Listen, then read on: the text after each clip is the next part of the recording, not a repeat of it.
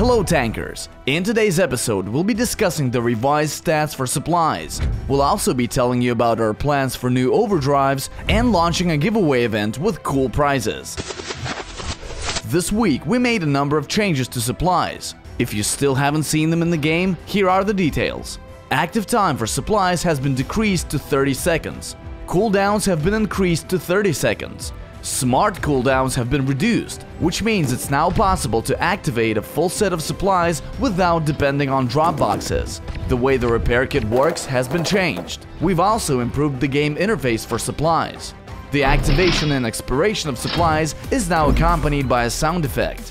And when a supply is ready to activate, you will be notified with a visual effect. To find out more about this update, check out the announcement on the homepage, or just jump into a battle and try it out.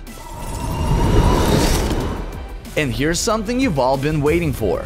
The overdrive that activates a full set of supplies for you and your teammates in your vicinity is finally a permanent feature of the game.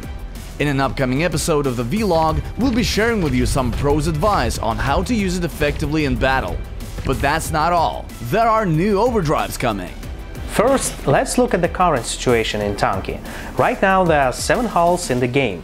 The only difference between them is their armor and speed, and to a small extent their maneuverability. Players keep asking to add new hulls, but this would make sense. A new hull will end up being something like Hunter or Mammoth. After so many tries, we only have 2 hulls that are more or less different from each other, Wasp and Hornet. Our developers want to make hulls as different from each other as the turrets are. They want players to pick a hull because they love its specific and unique gameplay. At first, the idea was to implement passive abilities, but this idea was scrapped because it can get very boring. Having the option to activate an ability can be a lot more rewarding. This is how the idea of Overdrives was born. Every hull will have its own unique ability. This was one of the reasons why tanks in the same class have the same number of hit points. Players must be able to choose a hull by class and ability. Overdrive should be team-oriented, but also useful in DMs. When our developers started brainstorming for these new mechanics, they ended up with loads of ideas, but of course there are only 7 hulls. So before choosing the final 7 abilities, the devs decided to try one out in the game. This is how Zero Supply appeared. Eventually we improved it, and now we have the first example of overdrives. Why does it work with supplies? Because players know this mechanic. It gives you an advantage in DM and makes sense in team battles because of the activation radius. Once all the remaining overdrives have been implemented, this one will only stay for 1 hull, while the other hulls will get their own abilities. To help us decide on the remaining 6 mechanics, we asked you to share your ideas on the forum. It seems that most of your ideas coincided with ours. Here are the abilities we have chosen. Number 1.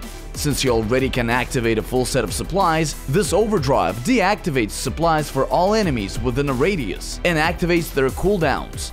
Number 2.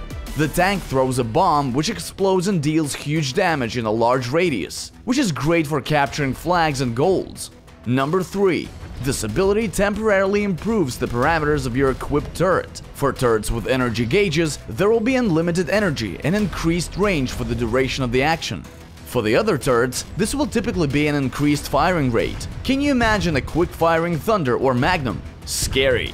Number 4. The tank drops a generator that gives all allied tanks within its radius a high resistance against turrets. Within this radius, you and your teammates will be able to survive a lot of damage. Number 5.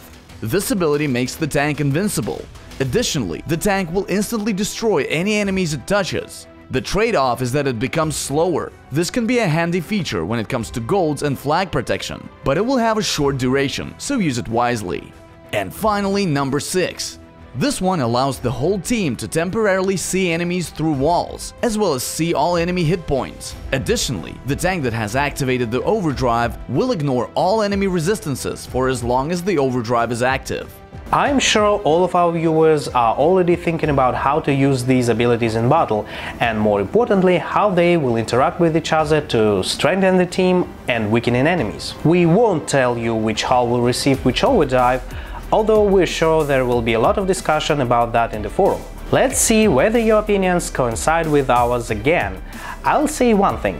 When choosing overdrives for hosts, we kept in mind their historically established roles.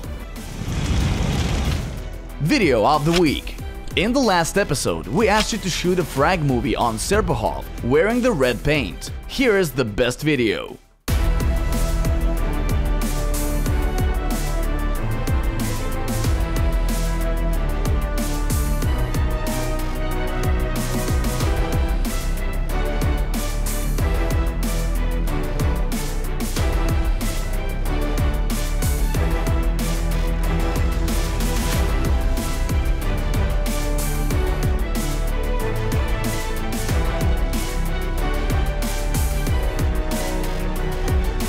For next time, you can do anything you want, as long as it's on the Kungur map, and you're wearing the white paint. Last week, we gave away a cool gaming keyboard. The winner was announced in the Russian livestream.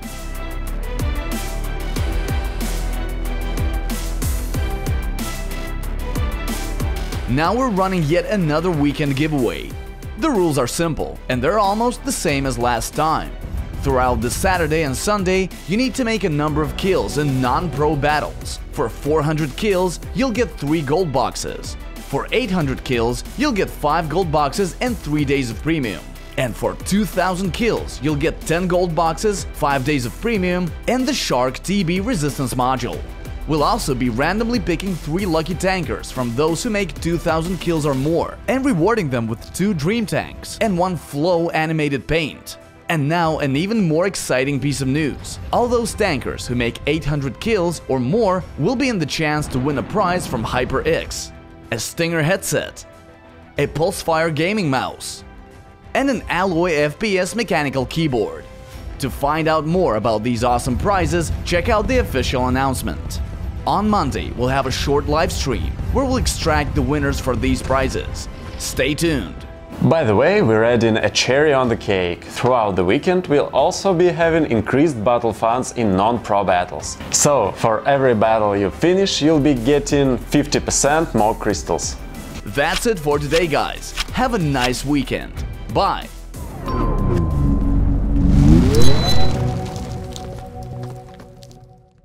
In the last episode, Magnum fired into a crowd of tanks on the stadium map. You had to guess how many would survive. The correct answer is 2. Here are our winners, and here's the new question.